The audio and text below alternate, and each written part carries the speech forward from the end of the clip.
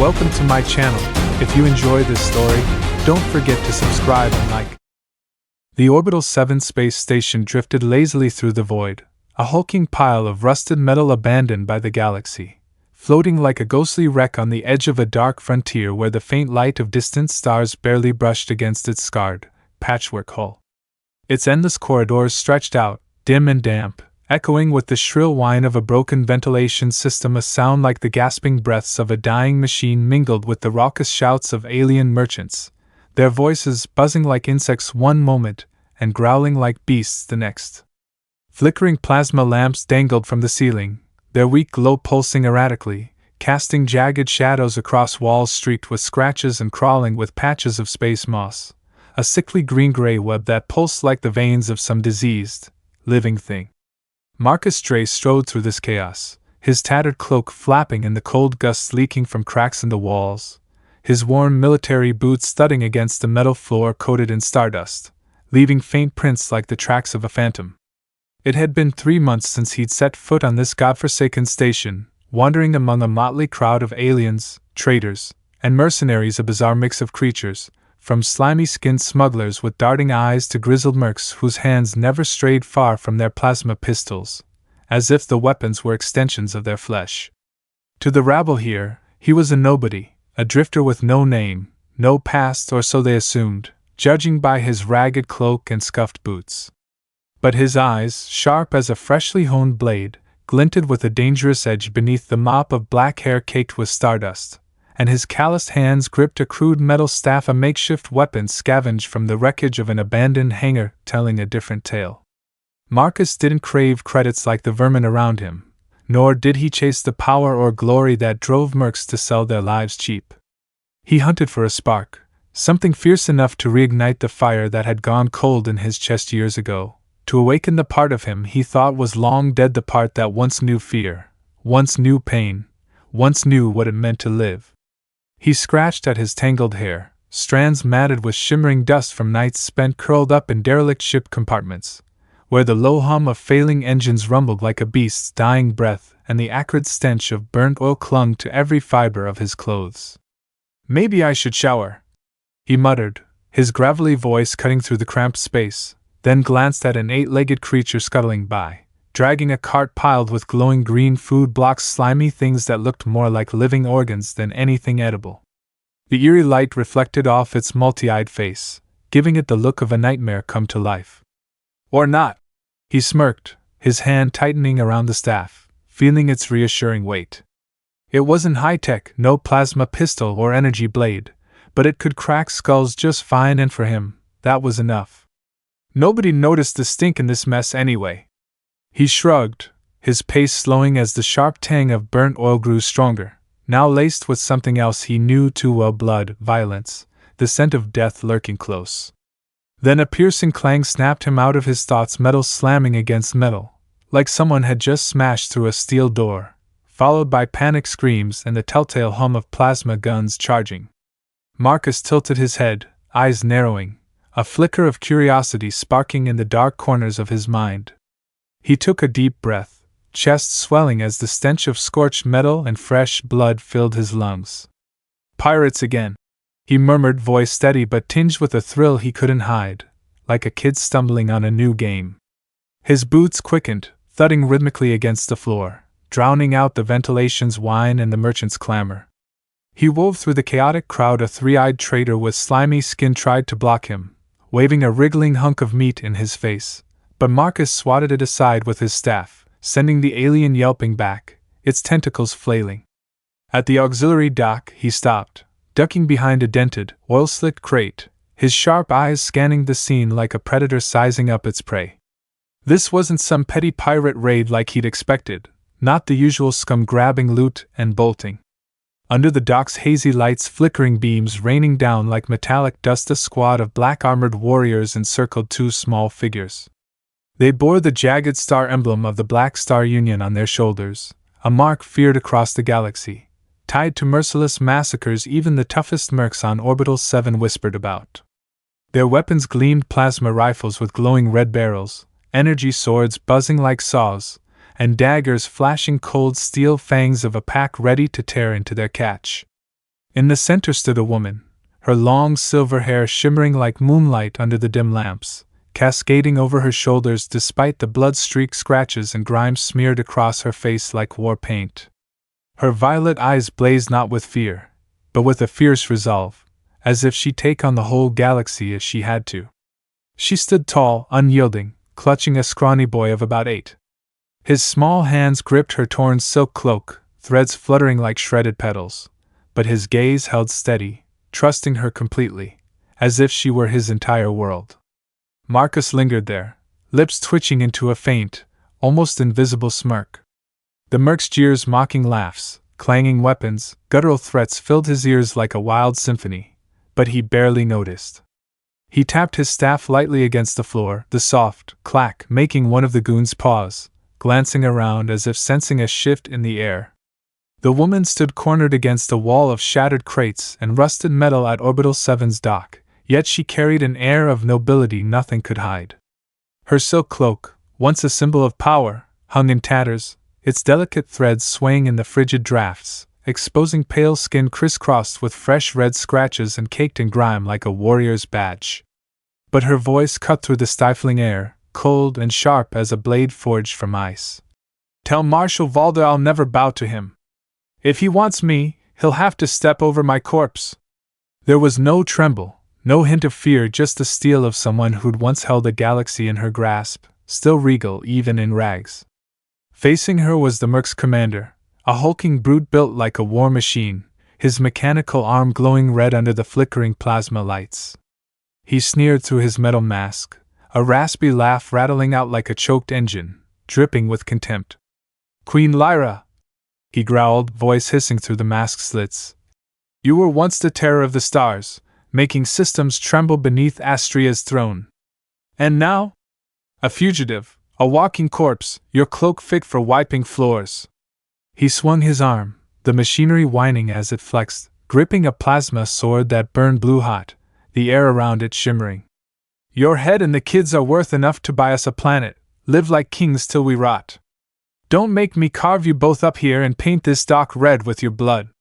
His men roared with laughter, a chaotic cacophony bouncing off the walls, some banging weapons against the floor, their eyes glinting with greed beneath glossy black visors. The boy beside her, Kael, shivered in the station's chill, his frail frame clinging to her tattered cloak as if letting go would unravel his world. But he lifted his face, brown eyes shining with a strange defiance through the dirt smudged across his cheeks, and his small voice rang out, "Mom, I'm not scared." It wasn't a lie to comfort her, it was a vow from a tiny heart, as if he'd faced the whole squad with her. Lyra squeezed his hand, her violet eyes softening for a split second amid her icy resolve, whispering, "You're my pride." Her words were faint but firm, a promise forged in the storm bearing down on them. Marcus watched from the shadows behind the crate, his cold eyes flicking over the scene, a faint smirk tugging at his lips like a whisper in the dark. "This just got interesting," he muttered, a spark of excitement flaring in his chest, a fire catching tinder. He tapped his staff against the floor, the dry clack cutting through the Merc's jeers, making a few twitch and glance around, sensing trouble brewing. "Hey, you lot!" he called, stepping out slow and deliberate, boots thudding steadily against the metal. "Want to tangle with a nobody? I'll give you 10 seconds to run far as you can before I get bored." The Mercs spun around, disdain flashing in their eyes, then erupted into mocking laughter like a storm breaking loose. The commander snarled, voice grating through his mask. "Who the hell are you? Some filthy drifter, cloak like a torn web, challenging us? Scram before I snap your neck and use your bones to decorate my ship." He raised his mech arm, a cannon unfolding from his palm, its barrel glowing red and aimed at Marcus's head, the light casting a murderous glint across his white, unblinking eyes. His men banged their weapons louder, some igniting plasma blades, the buzzing hum blending with their jeers. Marcus shrugged, eyes sparking with mischief, his smirk unshaken. "Fine by me," he said, casual as if chatting about the weather, counting silently. 10, 9, 8. At 1, he surged forward like a hurricane, too fast for them to react. No fancy tech, no gleaming armor, just a metal staff and bare hands, he became a living nightmare among them. He spun, staff cracking a merc's leg with a blow so fierce the bones snapped like dry timber, a scream drowning out the laughter. Another raised a plasma gun, finger trembling on the trigger, but Marcus's fist smashed it from his grip, then drove the staff through his chest plate, blood spraying like a fountain across the floor. The commander roared, charging with his plasma sword slashing the air. Marcus ducked, fluid as a dancer, then kicked the mech knee-hard metal shrieked as it crumpled, shards flying. The brute crashed down, grunting in shock and pain. Marcus grinned, snatching the broken mech arm wires sparking and swung it like a club, shattering the commander's mask in a spray of blood and oil. 8 seconds flat, the squad lay sprawled, twitching in a red-black mess. He straightened, breathing easy like he'd just taken a stroll, cracking his knuckles with a soft pop. Too easy, he grumbled, a touch disappointed. Should have tried it without hands, might have been fun. He glanced at Lyra and Kael, bending a scrap of metal in his fingers like clay before tossing it aside with a clang. Just a guy who likes a challenge, he said, turning to leave, boots echoing as if nothing had happened. But Lyra lunged forward, her trembling hand grabbing his arm, nails scraping the torn fabric. Wait! Her voice was urgent, violet eyes blazing with desperation and hope. We need you. The Black Star Union won't stop hunting me and my son. I was queen of the Astrea systems, now a fugitive with nothing but him. Protect us, and I'll give you anything, power, wealth. She faltered, lips tightening, then whispered, even myself. Marcus paused, half turning, eyes narrowing before he barked a rough laugh, echoing through the dock, drowning out the groans of the fallen. You! Don't sell yourself short, he said, wiping a tear from laughing too hard, tapping his staff on the floor. I don't take handouts, and easy wins bore me. But, his eyes gleamed, grin widening. A big game? I'm in. I'll keep you two alive using half my strength, just to keep it fun. Before Lyra could argue, alarms blared across the station, shrill as a wounded beast. Through the dock's massive viewport, a Black Star fleet emerged from the void, their cannons glowing like predator eyes. Marcus cracked his knuckles again, grinning wide. Well, Queen, pick fast, stick with me, or let those bastards turn you to ash? Lyra gritted her teeth, clutching Kael, her violet eyes flashing resolve. Fine, I'm with you. Marcus led Lyra and Kael charging through Orbital 7's chaotic corridors, his old boots slamming the trembling metal floor, overpowering the screech of failing vents and the panic yells of the crowd.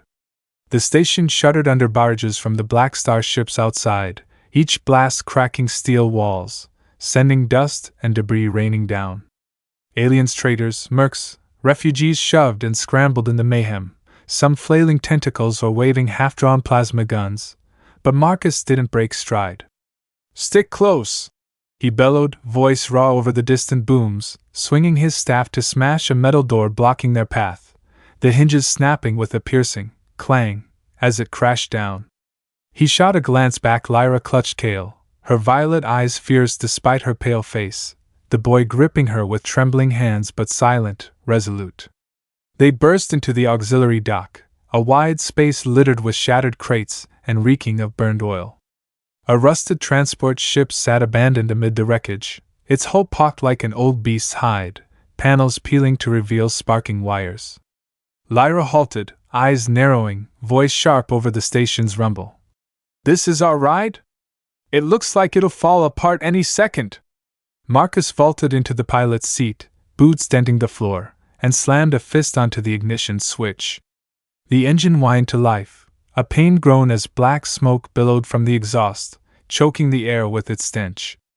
No time to be picky, Queen, he shot back, winking through the grimy cockpit glass, a rogue grin flashing. Buckle up, this junker's about to show you some fun. Lyra yanked Kael into the co-pilot's seat, her hands gripping the armrests as the ship jolted, the boy's wide brown eyes flickering with fear and awe.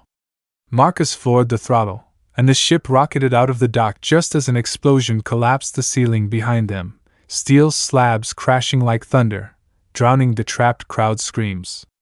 Through the viewport, 5 Black Star ships loomed in the void, their cannons glowing red like a beast's glaring eyes. Marcus smirked, a hunter's gleam in his gaze. 5 tin cans, and I'm not wasting the main guns too dull. First challenge accepted. He piloted one-handed, the other jabbing at faded, dust-caked auxiliary controls, triggering the smokescreen system.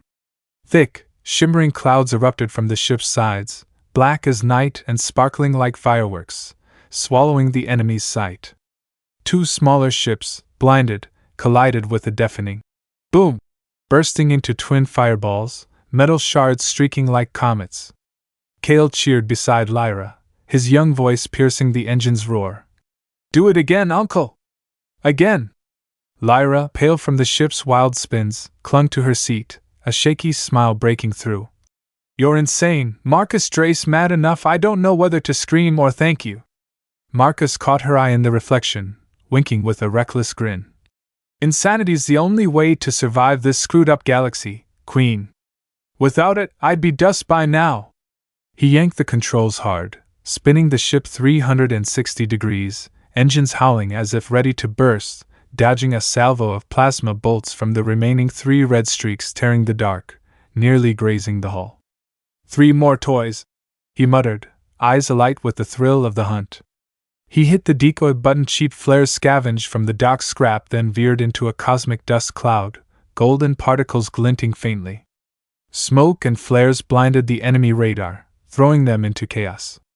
Marcus chuckled, swerving close to a black star ship so close he glimpsed the pilot's panicked face, then flipped the auxiliary exhaust, blasting a searing jet into its engines. The ship ignited, green flames racing up its frame before it spun wildly, smashing into its wingman in a double explosion that lit the void like a starburst. The 5th, rattled and alone, fired a desperate missile volley, white streaks hunting like sharks. Marcus anticipated it, hands dancing over the controls, threading the ship through a tight gap between drifting asteroids, their jagged surfaces gleaming. The missiles slammed into rock, erupting in a fiery cloud that nearly clipped their tail. Done! Marcus laughed, the sound booming in the cramped cockpit, slapping the console like an old pal. Kael clapped wildly, eyes shining. You're the best, uncle! Better than Mom's story pilots!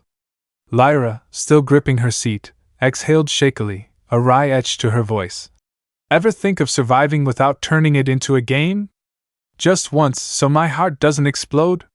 Marcus glanced sidelong, smirked defiant. Surviving without fun's not living, Queen. This isn't a game, it's how I breathe. He punched the hyperspace button, fingers firm as a conductor's baton.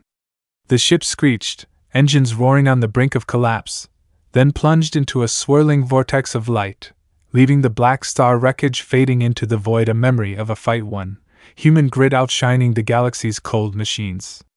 As the rickety transport stabilized in hyperspace, the violent shuddering of its ancient engines faded to a steady hum, like the tired breathing of an old beast finally at rest.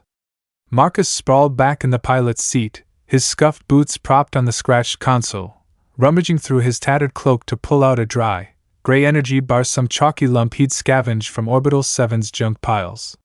He chewed it greedily, the crunch echoing in the quiet cockpit, his face scrunching at the bland, sand-like taste. But he took another bite anyway, shrugging as if it were the only thing keeping him kicking through his wandering days. Across from him, Lyra sat rigid, her slender hands clasped tight in her lap, knuckles whitening, her deep violet eyes tracing Marcus with a thoughtful intensity, as if peeling back the layers of his stardust-caked, angular face. Kael, the skinny kid, curled up in the co-pilot's seat beside her, legs tucked under his ragged clothes, breathing evenly through parted lips, a faint smile lingering like a remnant of joy after their wild escape. Silence stretched between them, broken only by the engine's hum and Marcus's chewing, the hyperspace viewport streaking with white lines of light like blades slicing through the endless dark. Lyra broke the quiet, her voice soft but edged like a knife honed from frost, cutting through the stillness. Who are you really, Marcus Drayce? She tilted her head, silver hair glinting under the console's dim glow, violet eyes narrowing as if peering into his soul. No ordinary drifter could do what you just did, take down a Black Star squadron with a junk ship, a few tricks, and that damned stick. You're not normal. Marcus shrugged, biting into the bar again, grimacing as if he chomped a rock, then flashed a lopsided grin, voice casual with a hint of mockery. Told you already, Queen. Just a guy who likes a challenge. Marcus Drayce, no fancy titles, no glorious past to brag about. That's it. He cocked his head, sharp eyes glinting with mischief beneath his messy black hair, as if her question was a jest not worth taking seriously. But Lyra didn't budge, her frown deepening, hands clenching until her nails dug into her palms. Don't lie to me, she snapped, her tone icy as a wind over a frozen world. I was Queen of Astria, ruler of hundreds of systems. I've stared into 1,000 eyes and sifted truth from deceit. I know men. You're no common vagrant. That strength, that confidence, what were you before you became this reckless beggar? Marcus stopped chewing, his jaw freezing mid-bite, eyes darkening for a fleeting moment, as if shadows from his depths had surfaced. He tossed the bar's remnant to the floor with a small clack, then stood, boots thudding hard enough to rattle the cockpit. He strode to the viewport, where star streaks flowed like rivers of light, and leaned against it, arms crossed, his silhouette a specter in the void. You want the truth? He asked, voice dropping low, stripped of its playfulness, heavy with the weight of a past he'd buried. Fine, but don't expect a fairy tale with princesses and white knights. I don't have that to give. He turned, locking eyes with her, the hyperspace glow highlighting the hard lines and faint scars on his face. I grew up on a war-torn rock, he began, voice flat but laced with a cold edge of memory.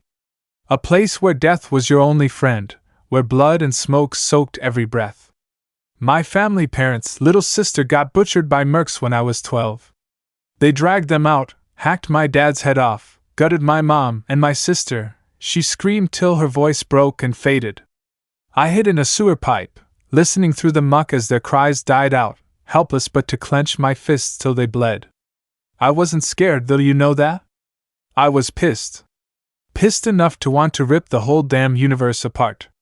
Lyra listened in silence, her hands tightening, nails biting deeper, but her violet gaze never wavered, as if she saw her own reflection in his words. Marcus went on, voice sinking lower, like wind over ashes. Joined the army as a kid, learned to shoot, to stab, to kill before they killed me. But I wanted more power so I'd never be powerless again. Found something forbidden, an ancient forge in the heart of a dead star, a place light couldn't touch. They called it the Soul Forge. I walked in, let its flames burn me, remake me. Gave me strength beyond human punch through steel, outrun the wind, survive shit that'd kill anyone else 100 times over. Cost me my emotions though. No more fear, no joy, no love, just a cold void in my chest. He gave a dry laugh, a smirk that didn't reach his eyes, just a twitch on his weathered face. Since then, I've roamed the stars, setting insane challenges to feel alive. Take down a fleet barehanded? Easy. Smash a navy without weapons? Sure, staff and some grit'll do. Then you and the kid showed up. He glanced at Kael, voice softening a touch. And I started wondering, is there something worth stopping for, or do I keep running this game forever? Lyra met his gaze, her eyes flickering with unexpected empathy, as if she'd found a shard of herself in his story. You're more like me than you know, she said quietly, voice steady as a whisper between warriors. I lost everything too. Astria, my kingdom, fell to the Black Star Union. My husband died in the last stand, shielding me and Kael so we could escape on a blood-soaked lifeboat. I didn't run because I feared death, I ran so Kael could live, so he could one day take back what we lost, not grow up in ashes. Marcus studied her, no quip on his tongue for once, seeing not just a ragged queen but a fighter beneath the torn silk. So you're not just some runaway royal, he said, voice low but firm. You're a warrior, living for the kid and yourself. Lyra nodded, her gaze hard as steel. And so are you, Marcus Drayce, a warrior without a throne, but no less fierce. A heavy silence hung between them, pierced only by Kael's soft breaths and the engine's hum. Then alarm screamed, shrill as a wounded animal, shattering the calm. The ship lurched, console flashing red, yanked from hyperspace by an unseen force clamping down from outside. Marcus dove for the controls, hands flying across the panel in a frantic dance. "Damn it!" he growled, a mix of thrill and irritation in his tone. "They set a trap! Now the real fun starts!" Through the transport's grimy viewport loomed a vast asteroid belt, massive rocks drifting slow and silent like slumbering titans from the dawn of time, their jagged surfaces glinting faintly under a distant star's weak rays. They floated in the void, some clashing with dull thuds, dust spraying like shimmering clouds. But what ripped a gasp from Lyra wasn't the deadly stones, it was the Black Star fleet waiting beyond, 10 sleek fighters, their black armor gleaming like giant spiders, encircling a monstrous superdreadnought, the Nightblade. The beastly ship towered like a steel mountain, its glossy hull reflecting starlight, its red glowing cannons pulsing like the eyes of a predator roused from sleep, ready to devour all in its path. Lyra shot up, hands gripping the chair's torn fabric till her nails sank in, voice trembling yet steady with a queen's cold poise. "They knew we'd come this way. Been lying in wait." She turned to Marcus, violet eyes flashing despair and resolve. "Marshal Valda won't let me live, not after what I did to his union." Marcus, still slouched in the pilot's seat, feet on the console, glanced out the viewport, eyes blazing like a hunter scenting blood. He grinned wide, reckless and bold.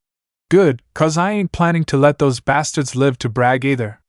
He swung his head to Kael, awake now, staring with wide brown eyes full of awe and curiosity. "Kid, wanna learn to fly this thing? Time to man up." Kael nodded eagerly, tiny hands waving as if he'd leap from the seat, while Lyra's eyes widened, voice sharp with disbelief. "You're mad, Marcus Drayce! He's 8 years old." Marcus shrugged, hauling Kael onto his lap with a swift tug, settling the boy firm in the pilot's spot like it was the most natural thing. "Never too young to start, Queen," he quipped, winking through the reflection, grin unshaken. "Call it his first lesson surviving the razor's edge. Nothing teaches faster." As the Nightblade unleashed a salvo of plasma bolts, red streaks tearing through space like ravenous sharks, Marcus guided Kael's hands to the controls, the boy's fingers quivering but steady. "Pull this when I say, got it?"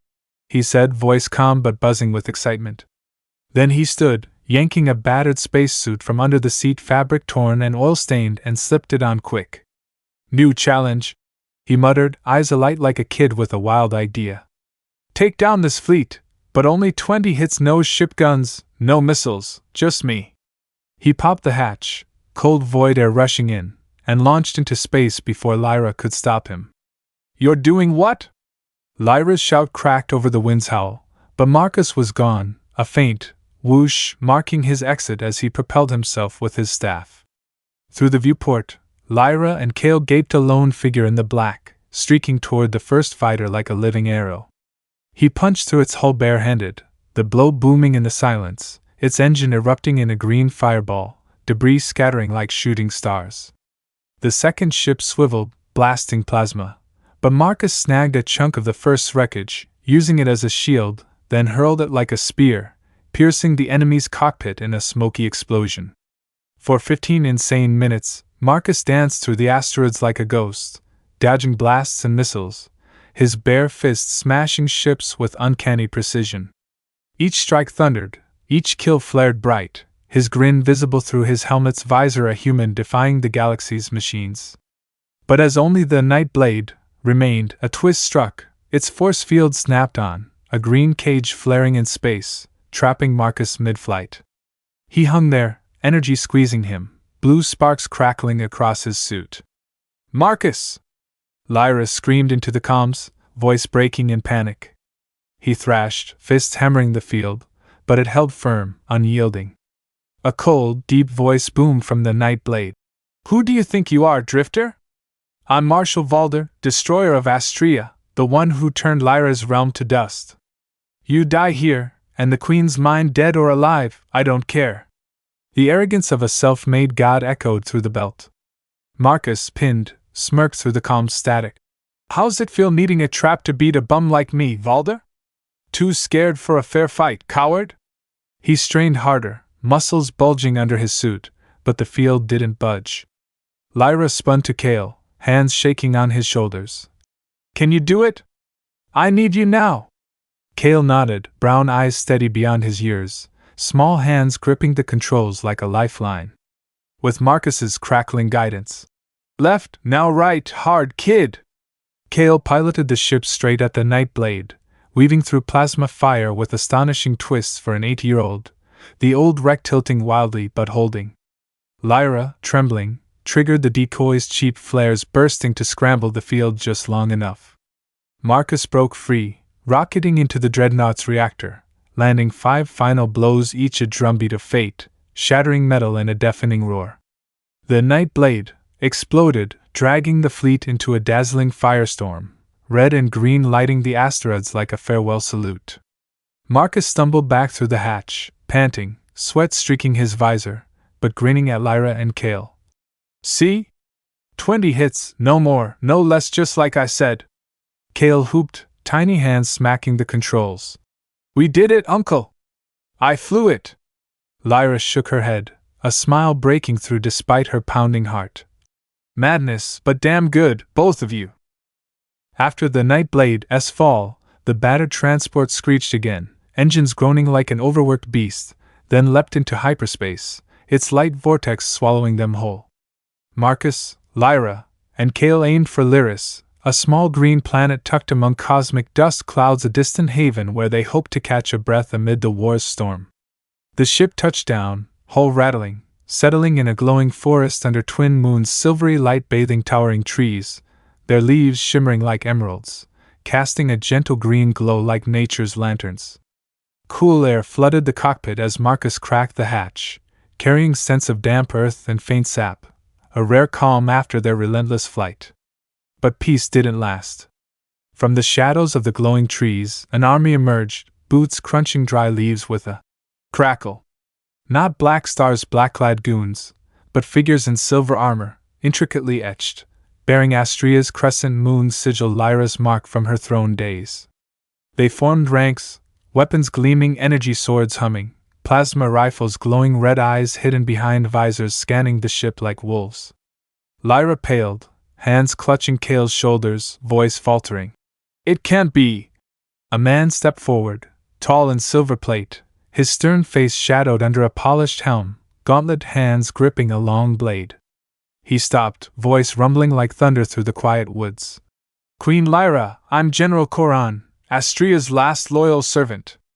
I've searched for you years, and now I'm here to bring you home to the kingdom you left behind.